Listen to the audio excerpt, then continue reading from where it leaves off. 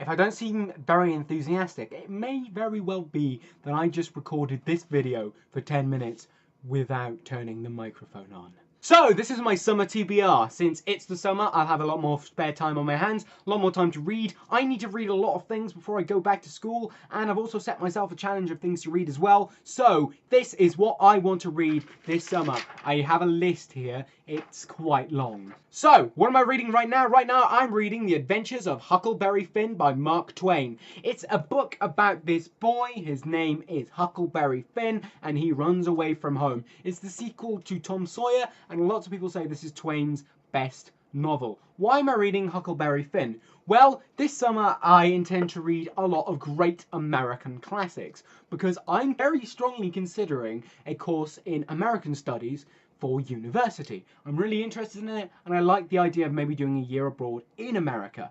So I thought maybe I should read some American literature, and it's also an area of literature that I've not really gone into very much. I've read a lot of like English written things, but not like great American classics. And I'm really enjoying Huckleberry Finn so far. Once I finish Huckleberry Finn, I intend to read The Catcher in the Rye by J.D. Salinger. This is the book that made the guy who killed John Lennon want to kill John Lennon. It's a very pretty cover. It's the original cover, if I'm not very much mistaken. I got this from the book depository for about £3. It's really cheap. But you can also get a really nice cover that Penguin does. It's blue with embossed gold lettering that says Catcher in the Rye. That's a really pretty addition too, and I wouldn't have minded having that, but I do like the original cover. Next up on my list of great American classics is The Great Gatsby by F. Scott Fitzgerald. Now, I really like this cover. It's got like really nice lettering on it. It's really well formatted. It's Penguin. I found it the wrong side of the book. It's Penguin as well. It's a really nice book. Though, technically it's a movie cover, because it says, now a major Paramount picture starring Robert Redford and Mia Farrow. And you can see that on the cover. There are real people there. However, I'm okay with this. It's a really nice edition. It's really cool, and it's such a short book as well. I think I will go through that pretty quickly. If you don't know what The Great Gatsby is about, where the hell have you been? It's about a rich guy who stalks a rich girl, basically. I really enjoyed the Leonardo DiCaprio film of it. I quite enjoyed that. So I'm looking forward to having a read of the actual book. I did try to read it a while ago, but I think I was reading it off a screen and it wasn't doing much for me. The next two books in my American literature thing are optional. These books are To Kill a Mockingbird and Of Mice and Men. That's because I've read both of these books. They're both really good books, but it's not entirely necessary that I read this. I've got a lot of books to read, so I could skip these because I do already have them in my head, so to say. It's possible that I definitely probably will read Of Mice and Men though, because it's so short. I read it originally in less than an hour, so I don't see why I can't do that again. I quite enjoyed it as well, so those are two optionals. In addition to those, I want to try and find some poetry by Emily Dickinson and Walt Whitman, two great American poetry writers. I specifically want to try and get my hands on a copy of Leaves of Grass by Walt Whitman, because a lot of people say that's really good. And I've been recommended Emily Dickinson from my friend George. So if I can't find like books of their stuff, they are poets, so chances are a lot of their poetry will be up available online for me to read. So that will be what I do if I can't get my hands on those, but I don't have them at the moment. So in addition to my American challenge, so to say, I have to read some books before I go back to school, because I'm still studying English literature next year, assuming that I didn't completely fail my exams. So next year, I will be studying as my core novel, 1984 by George Orwell. This is a really pretty Penguin edition. It's great. I've read about half of this. It's a book about surveillance. It's generally accepted as one of George Orwell's best novels. One of his certainly most well-known novels. And yeah, it's about surveillance in the nanny state and how the people are being oppressed.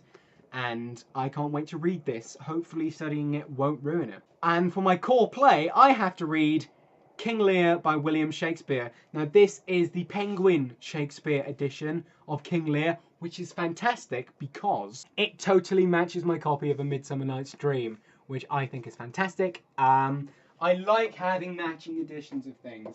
It's nice to have. And I picked this up in a second-hand bookshop for about £3, which is a lot cheaper than you would pick it up anywhere else. It's got a slight crack in the spine, but other than that, it's pretty solid, especially if I'm going to be studying with it. King Lear, I can't wait to read this. I've seen it on stage. I saw the National Theatre version, and if you get a chance to see that, watch it, because National Theatre, they film it and release it on DVD and into cinemas. So if you get a chance to see the latest National Theatre production of King Lear, go see that, because it's really good. And I can't wait to read this. It's a pretty good play. Certainly not a comedy like the last Shakespeare play I read, which was Midsummer Night's Dream. The following are some partner texts I can use in conjunction with 1984, so that is The Handmaid's Tale by Margaret Atwood. This is another dystopian future. In fact, all of these are dystopian futures. This is a dystopian future in which rich people can't have babies anymore. I think that's the general thing. So they use their servants to have children for them. And yeah, it's an odd concept, but apparently Handmaid's Tale is a good book. Brave New World by Aldous Huxley. This edition is a modern library book from like the 1950s or 40s. It's a really old copy. I bought this in America. I bought it in like a market in Philadelphia. I've read a lot of this book and I fully intend to finish it. I don't know why I haven't finished it yet. I've been just sort of like going back to it from other books.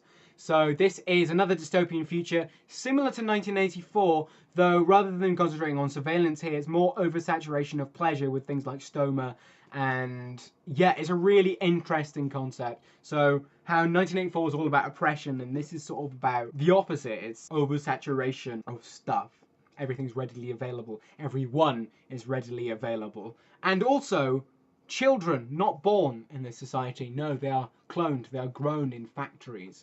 And everybody has a set place in society. It's really cool. Lastly, Fahrenheit. Hate that measuring system. Fahrenheit 451 by Ray Bradbury. This is the 60th anniversary edition that I bought in Barnes & Noble in Washington, D.C. The one right by the Harrington Hotel. This is a dystopian future, again, about the future where books have been banned.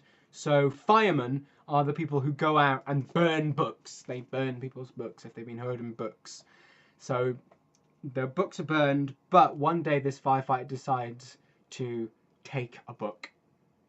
And that's basically how it starts. I started reading this a while ago. It was part of the No Fire Book Club like 2 years ago, I want to say. So I've started reading this, but I never finished it because I had a really bad pirated ebook copy. So I'm glad I picked up a nice copy of this book. And lastly, we have some books that I just want to read for fun or for review. So I have Mother Tongue by Bill Bryson, which is a book about the English language. It's by Bill Bryson, so it's nice and funny and humorous and stuff. But it's a book about etymology and stuff like that. It sounds really cool. I've read a bit of it and it's quite informative. I really like Bill Bryson. He's a great writer. And I also have Countdown City by Ben H. Winters, the sequel to The Last Policeman, which I read a couple of weeks ago actually. And I really enjoyed that, so I can't wait to read the sequel. And I think Quirk Books are sending me the 3rd book in the series, which will be the last book. And then I may review the entire series once I get that, though I might review this when I'm done with it, if I feel particularly strongly about it. But yeah, this is the 2nd book to feature Detective Hank Palace. At the brink of the apocalypse, there's a meteor heading towards Earth, and he's one of the guys that still cares about doing his police job, still investigating murders and stuff. So I'd highly recommend this. Well, I can't recommend this because I've not read it, but I can recommend the 1st book in the series, The Last Policeman, published by Quirk Books. Alright, so that is what I want to read this summer. Have you read any of the books on my TBR? Do you have a similar TBR to read this summer? Tell me about them in the comments. Talk to me, man. I want to know about you. You want to know about me. We all want to be happy together, alright? I'll see you tomorrow, probably. I'm doing quite well with this. I've not had a break for a while. I'll see you guys tomorrow with another video. Might be book related, might not be. Ooh, who knows? And I can't wait until that. I can wait a little bit, alright? I'm bumbling. Goodbye.